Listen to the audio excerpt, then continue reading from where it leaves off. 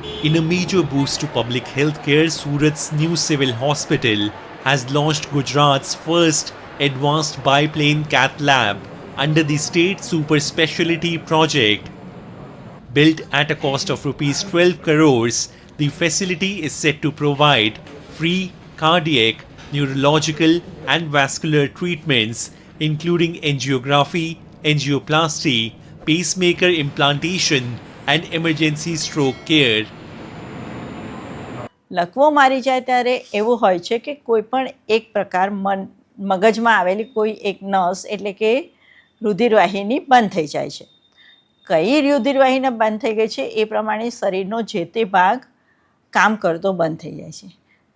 MRI દ્વારા એને identify કરી શકાય અથવા તો કેથલેબ મશીન દ્વારા એની સાઇટ આઈડેન્ટિફાઈ કરી અને એની સારવાર કરી શકાય છે. સો લખવા પ્રકારની દેવ સેવા જે સામાન્યતઃ માર્કેટમાં 50,000 સુધીના ખર્ચામાં થતી હોય છે, જે આજની તારીખમાં સિવિલમાં અમે ટર્શરી કેર હોસ્પિટલ દ્વારા એને મફતમાં પૂરી પાડીએ છીએ. Doctors say the advanced biplane system improves precision, reduces complications and enables minimally invasive treatment. Initial procedures have begun under the neurology and radiology departments. આ એક લેટેસ્ટ કે બહુ એડવાન્સ મશીન છે.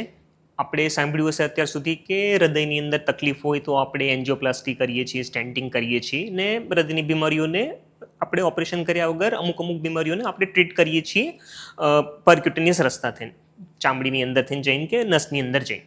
તો એ જ રીતે શરીરની કોઈ પણ નસ હોય, હવે આપણે શરીરની કોઈ એક નસ પગની અંદરની કે હાથની અંદરની કોઈ એક નસ વડે આપણે એ નસોની અંદર જઈ શકીએ ને નસની અંદર જે બી બીમારી હોય, માન લો કોઈ નસમાં ફૂગો બન્યો છે કે નસ ફૂટી છે જ્યાંથી બ્લીડિંગ થઈ રહ્યું છે, તો આપણે એ નસને બંધ કરી શકીએ. અને માન લો એ નસ બંધ થઈ ગઈ છે, બ્લોક થઈ ગઈ છે, પાતળી થઈ ગઈ છે, તો આપણે ત્યાં બલૂન કે એન્જિયોપ્લાસ્ટી કે પછી સ્ટેન્ટ કે એવું બેસાડીને એ નસને આપણે ખોલી શકીએ. The new cath lab is expected to become a major relief for thousands of families, bringing world-class healthcare closer to home and strengthening Gujarat's push for affordable, technology-driven medical services.